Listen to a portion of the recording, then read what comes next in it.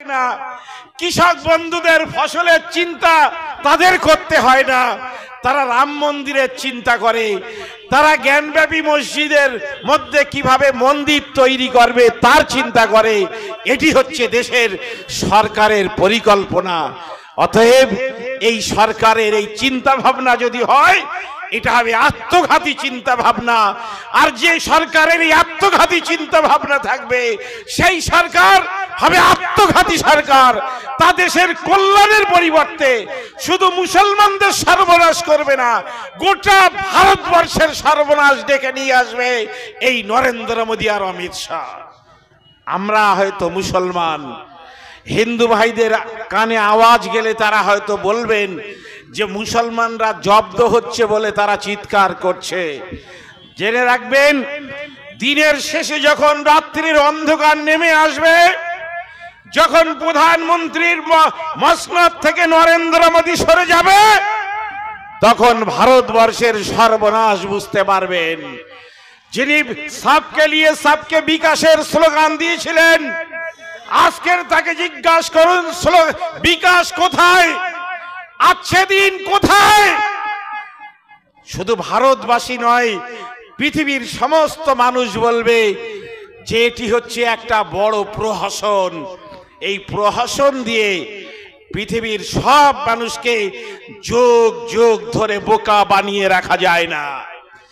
আমাদের পূর্বপুরুষরাই ভারতকে স্বাধীন করেছেন, আমাদের পূর্বপুরুষরা দেশের জন্য রক্ত দিয়েছেন, ইংরেজ সাম্রাজ্যবাদের বিরুদ্ধে লড়াই করেছেন। তাই এই দেশটাকে যখন সর্বনাশের দিকে ঠেলে দেওয়া হয়, দেশটাকে যখন বিক্রি করে দেওয়া হয় আদানি আম্বানিদের দিকে, তখন আমাদের কষ্ট হয়। আমরা জানি আমরা লড়াই করতে পারবো, তাই আমরা অন্যায়ের বিরুদ্ধে লড়াই করি। একদিকে যেমন মসজিদ, মাদ্রাসা, কবরস্থানের জন্য লড়াই করি, তেমন আমরা অন্যায়ের বিরুদ্ধেও লড়াই করি।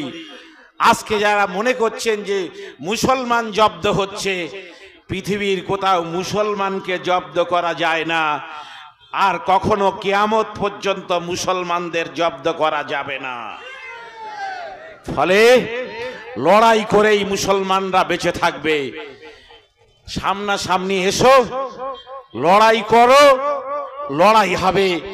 কাপুরুষের মতো করে ঘরের মধ্যে থেকে নরেন্দ্র মোদী আর অমিত শাহ যেন শুধু শুধু পার্লামেন্টের মধ্যে দাঁড়িয়ে আইন করে আর পুলিশের বডিগার্ড নিয়ে আপনারা মনে করবেন যে দেশের ক্ষমতায় থাকবেন।